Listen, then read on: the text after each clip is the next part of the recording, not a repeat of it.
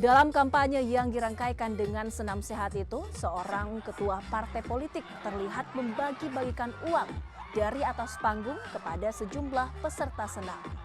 Hal ini terjadi di depan Komisioner Bawaslu Kota Parepare.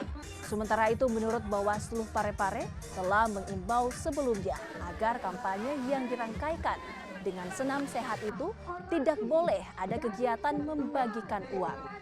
Akibat kejadian itu, Bawaslu Parepare akan memanggil oknum ketua partai tersebut. Ini dari Bawaslu beserta dengan jajaran pengawas kecamatan dan juga pengawas kelurahan desa menyaksikan hal tersebut dan itu merupakan pelanggaran, dan pengawas dalam hal ini Panwaslu kecamatan sebelumnya telah melakukan pencegahan, menyampaikan langsung kepada yang bersangkutan, langsung ke naik panggung itu menyampaikan bahwa jangan ada bagi-bagi uang di kegiatan ini, karena ini merupakan kegiatan kampanye walaupun judulnya adalah senam sehat atau kegiatan yang lain itu, tapi ini adalah kegiatan kampanye karena sudah mengandung unsur ajakan, atribut partai politik juga, dan juga atribut pasangan calon, sehingga kegiatan bagi-bagi uang itu merupakan sebuah pelanggaran.